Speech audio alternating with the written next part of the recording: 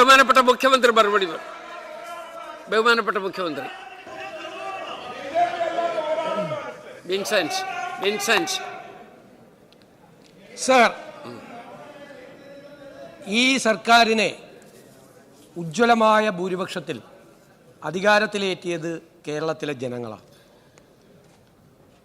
Record ഭൂരിപക്ഷം നൽകിയാണ് UDFനെ അധികാരത്തിലെത്തിച്ചത്. Sir, ജനങ്ങളോട് ഞങ്ങൾ സംവദിക്കുമ്പോൾ ഞങ്ങൾ അന്നത്തെ ഗവൺമെൻറ്റിൻ്റെ നയപരിപാടികളെ, സാമ്പത്തിക പരിപാടികളെ ഞങ്ങൾ രൂക്ഷമായി വിമർശിച്ചിട്ടുണ്ട്. ആ രൂക്ഷമായ വിമർശനം നടത്തുമ്പോൾ തന്നെ ആ ഗവൺമെൻറ് എവിടെയെല്ലാമാണ് പരാജയപ്പെട്ടത് അവിടെയെല്ലാം ബദൽ നിർദ്ദേശങ്ങളുമായിട്ടാണ് ഞങ്ങൾ ജനങ്ങളുമായി ആശയവിനിമയം നടത്തിയത്, തെരഞ്ഞെടുപ്പ് പ്രചരണം നടത്തിയത്. ഈ കേരളം തകർച്ചയിലേക്ക് പോവുകയാണ് എന്നാണ് ഞങ്ങൾ കേരളത്തിലെ ജനങ്ങളോട് പറഞ്ഞത്. ആ കേരളത്തെ രക്ഷിക്കാൻ, കേരളത്തെ പുനഃസംഘടിപ്പിക്കാൻ, ഭാവി കേരളത്തെ സുരക്ഷിതമാക്കാനുള്ള പദ്ധതികൾ ഞങ്ങൾ അധികാരത്തിൽ വന്നാൽ നടപ്പിലാക്കുമെന്നുള്ള ഉറപ്പാണ് ജനങ്ങൾക്ക് നൽകിയത്. സാർ, അധികാരത്തിലേറി 1 മാസം കഴിയുമ്പോൾ അതിൽ ശ്രദ്ധേയമായ ചില ചുവടുവയ്പ്പുകൾ, ചില തുടക്കങ്ങൾ നടത്താൻ കഴിഞ്ഞതിൻ്റെ അഭിമാനത്തിലും ആത്മവിശ്വാസത്തിലുമാണ് ഈ ഗവൺമെൻറ് ഇവിടെ നിൽക്കുന്നത്. സാർ, ഞങ്ങൾ അധികാരത്തിൽ വന്ന് 1 മാസത്തിനകം ഞങ്ങളുടെ നയപരിപാടികൾ കൃത്യമായി വ്യക്തമാക്കുന്ന ഗവർണറുടെ നയപ്രഖ്യാപന പ്രസംഗം ഇവിടെ അവതരിപ്പിച്ചു. സാർ, സംസ്ഥാനത്തിൻ്റെ സമ്പദ് വ്യവസ്ഥയെ, എന്താണ് സ്ഥിതി, സമ്പദ്ഘടനയുടെ ആരോഗ്യം, ഫിസ്ക്കൽ ഹെൽത്ത് എന്നാണ് ഞങ്ങൾ അതിന് പേരിട്ടത്, അതെന്താണ് എന്ന് വ്യക്തമാക്കുന്ന ഈ സംസ്ഥാനം കണ്ട ഏറ്റവും സമഗ്രമായ ഒരു ഡോക്യുമെൻ്റ് അവതരിപ്പിച്ചു. സാർ, ഞങ്ങൾ പറഞ്ഞു അത് രാഷ്ട്രീയ വിമർശനമല്ല, അതൊരു ഓതന്റിക് ഡോക്യുമെൻ്റാണ്. ഭാവിയെ കെട്ടിപ്പടുക്കാനുള്ള എന്ത് ചെയ്യണം, എങ്ങനെ പോകണം എന്ന് നമ്മൾ തീരുമാനിക്കുമ്പോൾ എന്താണ് യഥാർത്ഥ സ്ഥിതി എന്ന് തിരിച്ചറിയാൻ വേണ്ടിയിട്ടുള്ള ഒരു കാര്യമാണ്. സാർ, അതിനുശേഷം ഞങ്ങൾ ഈ ബജറ്റ് അവതരിപ്പിച്ചു. ഞാൻ നിങ്ങളുടെ ചില ആക്ഷേപങ്ങൾ ഞാൻ സമ്മതിക്കുന്നു. കാരണം ഇത് പരമ്പരാഗത രീതിയിൽ അവതരിപ്പിക്കപ്പെട്ടിട്ടുള്ള ബജറ്റല്ല.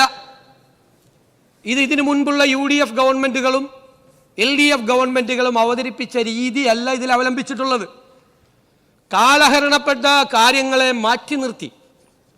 കാലം മാറി സർ, ലോകം മാറി. നോളജ് എക്സ്പ്ലോഷൻ നടക്കുന്ന ഈ കാലഘട്ടത്തിൽ കേരളത്തിൻ്റെ സാധ്യതകൾ എന്താണ് എന്ന് പരിശോധിച്ച്, നമ്മുടെ അഡ്വാൻറ്റേജസ് എന്താണ്, നമ്മുടെ ഡിസഡ്വാൻറ്റേജസ് എന്താണ് എന്ന് കൃത്യമായി പരിശോധിച്ചാണ് ഈ ബജറ്റ് തയ്യാറാക്കിയത്. ഇതൊരു ഫ്യൂച്ചറിസ്റ്റിക് ബജറ്റാണ്. ഭാവിയിൽ എന്ത് ചെയ്യണം കേരളം എന്ന് കൃത്യമായ ദിശാബോധം നൽകുന്നൊരു ബജറ്റാണ്. ആ രീതിയിലാണ് ഞങ്ങൾ അവതരിപ്പിച്ചത്. അതോടൊപ്പം ജനങ്ങൾക്ക് നൽകിയ വാഗ്ദാനങ്ങൾ കൃത്യമായി പ്രതിഫലിക്കുക കൂടി ചെയ്യുന്ന ഒരു ബഡ്ജറ്റാണ്. സർ, നമുക്കറിയാം കേരളത്തിൽ ജനസംഖ്യാപരമായ ഡെമോഗ്രാഫിക് ചേഞ്ചസ് നടക്കുന്നൊരു കാലമാണ്. സാമ്പത്തികമായ പരിവർത്തനത്തിലൂടെ ലോകവും രാജ്യവും കേരളവും നടന്നു നീങ്ങുന്ന ഒരു കാലമാണ്. സാർ, ഈ കേരളം ആ ജനസംഖ്യാപരമായ മാറ്റങ്ങളെ കണ്ടില്ല എന്നടിക്കാൻ പറ്റില്ല. നമ്മുടെ കേരള മോഡലിനെ കുറിച്ച് നമ്മൾ പറയും, നമ്മൾ ഇപ്പോഴും അഭിരമിക്കുകയാണ് പഴയ കേരള മോഡൽ പറഞ്ഞ്. സാർ, ആ കേരള മോഡലിൻ്റെ കരുത്തെന്തായിരുന്നു? 65% വരുന്ന കേരളത്തിലെ ജനസംഖ്യയുടെ ഒരു ശതമാനം യങ്സ്റ്റേഴ്സ്, ചെറുപ്പക്കാർ. സാർ, അവരുടെ പോപ്പുലേഷൻ കേരളത്തിൽ ചെറുതായി വരികയാണ്. സാർ, ആയുർദൈർഘ്യം കേരളത്തിൽ വർദ്ധിച്ചു. പ്രായമായവരുടെ എണ്ണം വളരെ വലുതായി കൂടുകയാണ്. ഡെമോഗ്രാഫിക് ചേഞ്ചാണ് കേരളം. സാർ, അതിനെ അഭിസംബോധന ചെയ്യണ്ടേ? അതിനെ അഭിസംബോധന ചെയ്യണം. നമുക്ക് എണ്ണം കുറയുക, ജനസംഖ്യ കുറയുക മാത്രമല്ല, ജനസംഖ്യയിലെ ഡെമോഗ്രാഫിക് ഡിവിഡൻഡ്. സർ, ഹാർവാർഡ് സർവകലാശാലയിലെ സാമ്പത്തിക ശാസ്ത്രജ്ഞന്മാർ പറഞ്ഞ വാക്കാണ് ഡെമോഗ്രാഫിക് ഡിവിഡൻഡ്. അതായത് ജനസംഖ്യ നമുക്ക് നൽകുന്ന ഒരു അഡ്വാൻറ്റേജ്, അതിലെ കൺസ്ട്രക്റ്റീവ് ആയിട്ടുള്ള കമ്പോണൻ്റാണ്. അത് ഈ യുവത്വമാണ്. അവരാണ് കോൺട്രിബ്യൂട്ട് ചെയ്യുന്നത് നാടിന്. അത് ചെറുതാകുകയും അതിലൊരു വലിയ വിഭാഗം ബ്രെയിൻ ഡ്രെയിൻ്റെ ഭാഗമായി നമ്മുടെ സംസ്ഥാനത്ത് നിന്ന് പുറത്തേക്ക് സംസ്ഥാനത്തിന് പുറത്തേക്കും രാജ്യത്തിന് പുറത്തേക്കും വലിയ തോതിൽ പോവുകയും ചെയ്യുകയും മറ്റ് ജനസംഖ്യാ വിഭാഗം വർദ്ധിക്കുകയും ചെയ്യുന്നു. സർ, അതൊരു സമീപനമാണ്. സാമ്പത്തികമായ മാറ്റത്തിലൂടെ പോവുക. സർ, ആ സമീപനം വരുമ്പോൾ നമുക്ക് വിദ്യാഭ്യാസ രംഗത്ത്, ഉന്നത വിദ്യാഭ്യാസ രംഗത്ത് ഊന്നൽ കൊടുത്ത് ഈ നോളജ് എക്സ്പ്ലോഷൻ നടക്കുന്ന കാലത്ത് കൃത്യമായ ഉന്നത വിദ്യാഭ്യാസ സ്ഥാപനങ്ങൾ ഉണ്ടാകണം, നല്ല യൂണിവേഴ്സിറ്റികൾ ഉണ്ടാകണം, പുതിയ കോഴ്സുകൾ ഉണ്ടാകണം. Sir, nature of jobs have been changing. വളരെ ഫാസ്റ്റായിട്ടാണ് ലോകത്ത് മാറുന്നത്. അതുകൊണ്ടാണ് ഞങ്ങൾ ഗ്ലോബൽ ജോബ് വാച്ച് ടവർ വെച്ചത്, എക്സ്പേർട്സുകളെ വെച്ച്, ഇന്ത്യയിലും പുറത്തുമുള്ള നമ്മുടെ ആളുകളെ തന്നെ എക്സ്പേർട്ടുകളെ വെച്ചിട്ട് ഓരോ സെക്ടറിന് എക്സ്പേർട്ടുകളെ വയ്ക്കുകയാണ്. അവർ നിരീക്ഷിക്കുകയാണ് എന്താണ് മാറ്റം തൊഴിൽ മേഖലയിൽ നടക്കുന്നത്. അവർ റിപ്പോർട്ട് ചെയ്യാണ് ഗവൺമെന്റിന്, ഉന്നത വിദ്യാഭ്യാസ വകുപ്പിന്. അവരതിന് കറസ്പോണ്ടിങ് ആയി നമ്മുടെ കരിക്കുലം റീസ്ട്രക്ചർ ചെയ്ത് പുതിയ കോഴ്സുകൾ തുടങ്ങിയാണ്. സർ, ആ കോഴ്സുകൾ കഴിയുമ്പോൾ നമ്മുടെ ചെറുപ്പക്കാർക്ക്, വിദ്യാർത്ഥികൾക്ക് തൊഴിലവസരങ്ങൾ ഉറപ്പുവരുത്തണം, മാറ്റമുണ്ടാകണം. അതിനായിട്ടുള്ള സർവകലാശാലകളും അതിനായിട്ടുള്ള ആശയങ്ങളും അതിനായിട്ടുള്ള കോഴ്സ് പ്രോഗ്രാമുകൾ, ഇപ്പോൾ കോഴ്സ് എന്നല്ല പറയുന്നത്, പ്രോഗ്രാം എന്ന അക്കാഡമിക് പ്രോഗ്രാമാണ്. അതാണ് പുതിയ വാക്ക്. അക്കാഡമിക് പ്രോഗ്രാമുകൾ ഉണ്ടാകണം. അതിനു വേണ്ടിയിട്ടാണ് ഈ ബജറ്റ് ഊന്നൽ കൊടുത്തിരിക്കുന്നത്. അവിടെയാണ് ഗ്ലോബൽ ജോബ് വാച്ച് ടവറും നോളജ് വാലിയും കൊടുത്തിരിക്കുന്നത്. വലിയ സങ്കല്പത്തോടു കൂടിയാണ്, വലിയ പ്രതീക്ഷയോടു കൂടിയാണ്, നടപ്പാക്കാൻ കഴിയുമെന്നുള്ള ഉത്തമമായ ആത്മവിശ്വാസത്തോടു കൂടിയാണ് അത് കൊടുത്തിരിക്കുന്നത്. സർ, വയോജനങ്ങളെ പ്രൊട്ടക്ട് ചെയ്യണം. അതൊരു വെൽഫെയർ പ്രോജക്റ്റ് അല്ല, കുറെ ഔദാര്യം വാരി കൊടുക്കുന്ന വെൽഫെയർ പ്രോജക്റ്റ് അല്ല.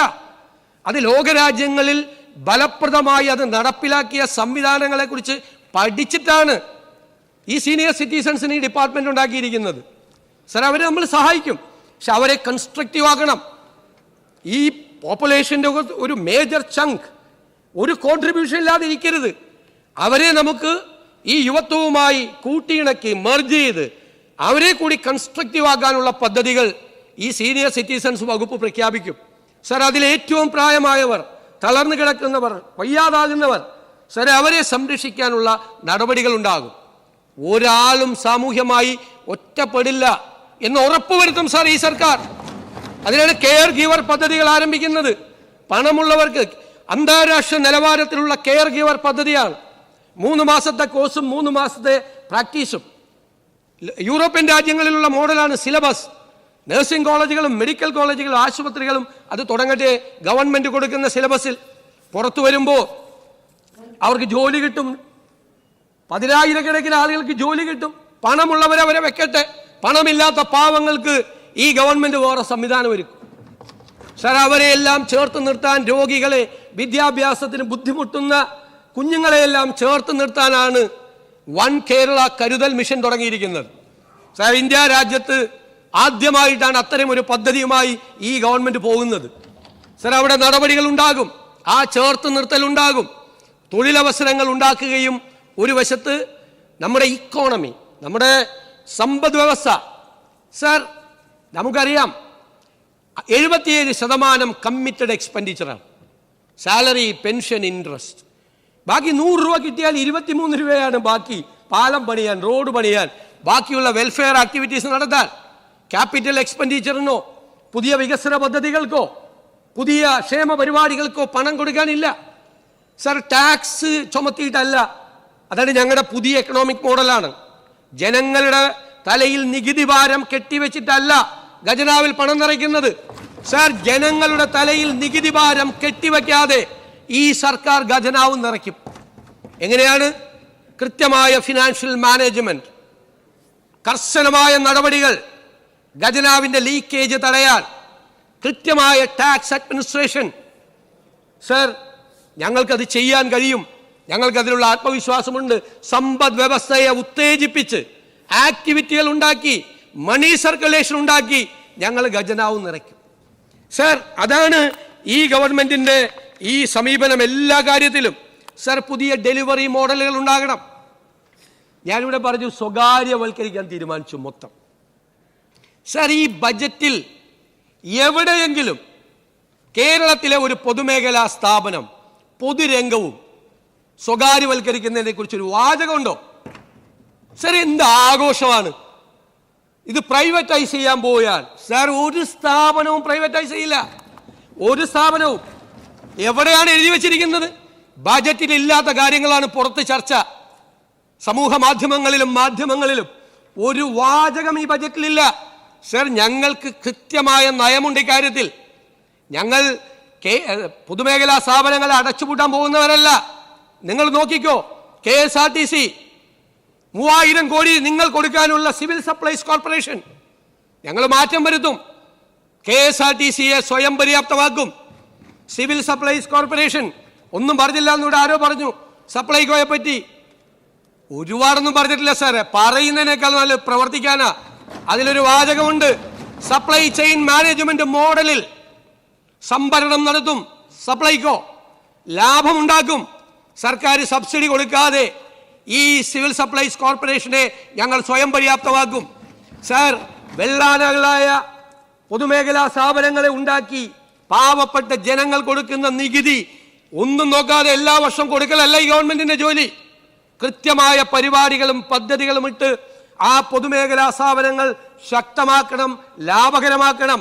അതാണ് ഇതുവരെ സിവിൽ സപ്ലൈസ് കോർപ്പറേഷൻ ചെയ്യാത്ത സപ്ലൈ ചെയിൻ മാനേജ്മെന്റ്. വലിയ സ്വകാര്യ സംരംഭങ്ങൾ ചെയ്യുന്നത് പോലെ അവർ ചെയ്യും, ലാഭമുണ്ടാക്കും, സർക്കാരിന്റെ ബാധ്യത കുറയ്ക്കും. അല്ലാതെ അത് സപ്ലൈകോ അടച്ചുപൂട്ടുമല്ല, KSRT അടച്ചുപൂട്ടുമല്ല. KSEB ഉമ്മൻചാണ്ടിയുടെ കാലത്ത് ലാഭത്തിലായിരുന്നു, ഇപ്പൊ എത്ര 1000 കോടി രൂപയുടെ നഷ്ടത്തിലാണ്. 4 രൂപ 29 പൈസക്ക് ഒരു യൂണിറ്റ് വൈദ്യുതി മേടിക്കാൻ 25 വർഷത്തേക്ക് കരാറുണ്ടാക്കി ഇറങ്ങിപ്പോയതാ ഉമ്മൻചാണ്ടി സർക്കാർ. 7 വർഷം നിങ്ങൾ വാങ്ങിച്ചു, 1 വർഷം ഞങ്ങൾ വാങ്ങിച്ചു. ഒരു സുപ്രഭാതത്തിൽ ആ കരാർ റദ്ദായി. അഴിമതിയാണ്. 4 രൂപ 29 പൈസക്ക് ഒരു യൂണിറ്റിന് മേടിച്ചിരുന്ന വൈദ്യുതി ഇപ്പൊ മേടിക്കുന്നത് എത്രയ്ക്കാ? കരാർ റദ്ദാക്കിയിട്ട് 8 രൂപയ്ക്കും 14 രൂപയ്ക്കും. കോടികളാണ് ഒരു ദിവസം KSEBയുടെ നഷ്ടം. നയമാണത്രേ, പൊതുമേഖലയെ സംരക്ഷിക്കുന്ന നയം. കോടികൾ, 10,000 കോടി രൂപയുടെ നഷ്ടം. പാവപ്പെട്ട ജനങ്ങൾ അടയ്ക്കുന്ന നികുതി പണം കൊടുക്കുക, 4-5 പ്രാവശ്യം വൈദ്യുതി ചാർജ് കൂട്ടി പാവപ്പെട്ടവന്റെ തലയിൽ വെക്കുക. അതല്ല സാർ ഈ സർക്കാരിന്റെ നയം. ആ വൈദ്യുതി ബോർഡിനെ ഞങ്ങൾ ലാഭത്തിലാക്കും. ഞങ്ങൾ ചെയ്തിട്ടുണ്ട്. ഞങ്ങൾ ആ വൈദ്യുതി ബോർഡിനെ ഞങ്ങൾ ലാഭത്തിലാക്കും. ജനങ്ങളുടെ ഞങ്ങളന്ന് 22 പൈസ കുറച്ചു കൊടുത്തു ഒരു യൂണിറ്റിന്. ആര്യാട് സാർ മന്ത്രിയായിരിക്കുമ്പോ, മനസ്സിലായില്ലേ? അതിനെ ഞങ്ങൾ നവീകരിക്കാൻ പൂട്ടുകയല്ല, അതിനെ എഫിഷ്യന്റ് ആക്കും. അതാണ് ഞങ്ങളുടെ സമീപനം. ഒരു സ്വകാര്യ സ്ഥാപനവും പറഞ്ഞിട്ടില്ല. ഇവിടെയുള്ള വലിയൊരു ആരോപണം എന്താ? ഇതാ കരിമണൽ സ്വകാര്യവൽക്കരിക്കാൻ പോകുന്നു. സാർ, ഈ ബജറ്റിൽ എവിടെയാണ് സാർ കരിമണൽ സ്വകാര്യവൽക്കരിക്കുമെന്ന് പറഞ്ഞിട്ടുള്ളത്? സാർ, സദേൺ എക്കണോമിക് കോറിഡോറിനെ പറ്റി പറഞ്ഞിരിക്കുന്ന സ്ഥലത്താണ് ഈ ദക്ഷിണ കേരള സാമ്പത്തിക ഇടനാഴി ശക്തമായൊരു സമ്മിശ്ര സമ്പദ് വ്യവസ്ഥ സൃഷ്ടിക്കുകയും സ്വകാര്യ നിക്ഷേപം ആകർഷിക്കുകയും ഭാവിയിൽ രാജ്യത്തിന്റെ തന്നെ തന്ത്രപ്രധാനവും സമുദ്രബന്ധിതവുമായ വികസന മേഖലകളിൽ മുൻനിര സ്ഥാനത്തെത്തിക്കുമെന്ന്. എവിടെയെങ്കിലും ഞങ്ങൾ പ്രൈവറ്റൈസ് ചെയ്യുന്നു പറഞ്ഞിട്ടുണ്ടോ? ഇല്ലാത്തതാണ് കഥകൾ. ഇല്ലാ കഥകളാണ് പ്രചരിപ്പിക്കുന്നത്. മനസ്സിലായില്ലേ? ഈ നാട് മുഴുവൻ പ്രചരിപ്പിക്കുക കരിമണൽ സ്വകാര്യവൽക്കരിക്കാൻ പോകുന്നു. ഞാൻ പറഞ്ഞ വാചകം ഇവിടെ കോട്ട് ചെയ്തു ഇല്ലേ? ബഹുമാനപ്പെട്ട മുൻ ധനകാര്യമന്ത്രി കരിമണലിനെ കുറിച്ചുള്ള പോളിസിയെ കുറിച്ച് പറഞ്ഞ വാചകം 2024 പറഞ്ഞത് ഞാൻ ആവർത്തിച്ചു പറയുന്നു. വാക്കുമാറില്ല, യു ടേൺ ഇല്ല, ആ വാക്കിൽ ഉറച്ചു നിൽക്കുന്നു. എന്താണ് ക്രിട്ടിക്കൽ മിനറൽ കോറിഡോർ? കേന്ദ്ര ഗവൺമെന്റും സംസ്ഥാന ഗവൺമെന്റും കൂടി സംയുക്തമായി നടപ്പിലാക്കുന്ന പദ്ധതിയാണ്. സംയുക്തമായി ഒരുമിച്ച്. ആരൊക്കെയാണ് അതിൽ പങ്കാളികൾ? കൺസോർഷ്യമാണ്. കേന്ദ്ര ഗവൺമെന്റ് സ്ഥാപനം കോൾ ഇന്ത്യ ലിമിറ്റഡ്, കേരളത്തിലെ ഏറ്റവും വലിയ പൊതുമേഖലാ സ്ഥാപനം KMML, കേരളത്തിന്റെ കെൽട്രോൺ, ടൈറ്റാനിയം ആൻഡ് NFTDC കേന്ദ്രത്തിന്റെ ഈ കേന്ദ്ര സംസ്ഥാന പൊതുമേഖലാ സ്ഥാപനങ്ങൾ ഒരുമിച്ച് ചേർന്നുള്ള ഒരു കൺസോർഷ്യം. അവിടെ ഒരു പ്രൈവറ്റൈസേഷനും ഇല്ല, മൈനിങ് ഇല്ല സർ, മൈനിങ് ഇല്ല. ഈ മെറ്റീരിയൽസ് വാല്യൂ അഡീഷൻ ആണ്. Value addition. ആ വാല്യൂ അഡീഷൻ ചെയ്താൽ 1000 കോടി രൂപ കിട്ടും. അത് കേന്ദ്ര ഗവൺമെന്റിന്റെ പോളിസി കൂടി അനുസരിച്ച് ആ ക്രിട്ടിക്കൽ മിനറൽ കോറിഡോർ ഞങ്ങൾ ഉണ്ടാക്കും. എല്ലാം കേന്ദ്ര സംസ്ഥാന പൊതുമേഖലാ സ്ഥാപനങ്ങൾ. സർ, കഥയുണ്ടാക്കാം. ഇല്ലാത്ത കഥകൾ ഉണ്ടാക്കുകയാണ്. ഇല്ലാത്ത കഥകൾ. ഒരു വാചകം ഈ ബജറ്റിലില്ല. ഒരു വാചകം. എന്നിട്ട് പറയാണ് വി ഡി സതീശൻ മുഖ്യമന്ത്രിയായി, നയം യു ടേണായി, കരിമണൽ ഇതാ കംപ്ലീറ്റ് സ്വകാര്യവൽക്കരിക്കാൻ പോവുകയാണ്. ആലപ്പുഴയിൽ പ്രശ്നമാണ്. ആലപ്പുഴയിൽ വാരാൻ കൊടുത്ത ആരാ കരിമണൽ കൊണ്ടുപോകുന്നത്? ആരാ കൊണ്ടുപോകുന്നത് ആ കരിമണൽ? എന്നെ കൊണ്ട് പറയിക്കല്ലേ. ഇതാണ് ഞങ്ങളുടെ നയം. സാർ, ഞങ്ങളുടേത് ഞാൻ പറഞ്ഞല്ലോ, കേരള മോഡൽ എന്ന് പറഞ്ഞാൽ ആരും അഭിരമിക്കണ്ട. ആ കേരള മോഡൽ സ്റ്റാഗ്നന്റ് ആണ്, മന്ദിച്ചിരിക്കുകയാണ്, ഔട്ട്ഡേറ്റഡ് ആയിക്കൊണ്ടിരിക്കുകയാണ്.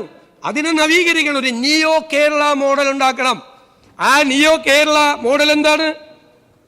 ഉൽപാദനക്ഷമത വർദ്ധിപ്പിക്കണം, പ്രൊഡക്ടിവിറ്റി കൂട്ടണം, നിക്ഷേപം ആകർഷിക്കണം, വ്യവസായ സേവന മേഖലകളെ ശക്തിപ്പെടുത്തണം, തൊഴിലവസരങ്ങൾ സൃഷ്ടിക്കണം, സമ്പദ് വ്യവസ്ഥയിൽ ഉണ്ടാകുന്ന വളർച്ച, കേരളത്തിൻ്റെ നികുതി വരുമാനം വർദ്ധിപ്പിക്കുകയും അതിൽ പൊതുസേവനം നടത്താക്കുകയും ചെയ്തു. നിങ്ങൾ പിന്നെ സ്ഥിരം കുറേ വാക്കുകളുണ്ട്. നവ ലിബറൽ നയം സ്ഥിരമാണ്. എത്ര കൊല്ലമായി നിങ്ങളിത് പറയാൻ തുടങ്ങിയിട്ട്? ആ മൻമോഹൻ സിംഗ് എക്കണോമിക് റീഫോംസ് അവതരിപ്പിച്ചു. എക്കണോമിക് റീഫോംസ് അവതരിപ്പിച്ചപ്പോൾ കംപ്ലീറ്റ് നവ ലിബറൽ നിയമം. സാർ, എന്താ ചെയ്തത് അദ്ദേഹം? അന്ന് റിസർവ് ബാങ്കിലെ സ്വർണ്ണക്കട്ടി കൊണ്ട് അന്നത്തെ ഗവൺമെന്റ് ലണ്ടനിൽ കൊണ്ട് പണയപ്പെടുത്തി. ഇപ്പൊ കേരള ഗവൺമെന്റ് ആക്കി വെച്ചിരിക്കുന്ന സ്ഥിതിയിലാക്കി വെച്ചിരിക്കുകയായിരുന്നു ഇന്ത്യയുടെ സമ്പദ് വ്യവസ്ഥ. അപ്പൊ എന്താ ചെയ്തത്? എക്കണോമിക് റീഫോംസ് കൊണ്ടുവന്നു. അതിൽ ആക്ടിവിറ്റി ഉണ്ടായി, ഖജനാവ് നിറഞ്ഞു, എക്സൈസ് ഡ്യൂട്ടി കൂടി, ടാക്സ് കൂടി, ഇൻകം ടാക്സ് കൂടി. കാരണം ആക്ടിവിറ്റി ഉണ്ടാവുമ്പോൾ ഖജനാവ് നിറയും. എന്നിട്ട് പറഞ്ഞു നെഹ്റുവിൽ നിന്ന് വ്യതിചലിച്ചില്ല സാർ. ഉണ്ടായ പണം എന്ത് ചെയ്തു എന്നാണ് ചോദ്യം. ഉണ്ടായ പണം, it was an equitable distribution of wealth. സമ്പത്തിന്റെ നീതിപൂർവമായ വിതരണം. ഇന്ത്യയിലെ വിദൂര ഗ്രാമങ്ങളിലെ പാവപ്പെട്ട സ്ത്രീകൾക്കാണ് പണം പോയത്. നരേഗ ഉണ്ടാക്കി ഇല്ലേ, പാവപ്പെട്ടവന്റെ വീട്ടിൽ. ഇന്ത്യയിലെ കുഗ്രാമങ്ങളിൽ ആശുപത്രികൾ ഉണ്ടാക്കാൻ NRHM കൊണ്ടുവന്നു, റൈറ്റ് ടു എഡ്യൂക്കേഷൻ കൊണ്ടുവന്ന് ഇന്ത്യയിലെ വിവിധ സ്ഥാപനങ്ങളിൽ, വിവിധ വില്ലേജുകളിൽ സ്കൂളുകൾ ഉണ്ടാക്കി, അധ്യാപകരെ നിയമിച്ചു.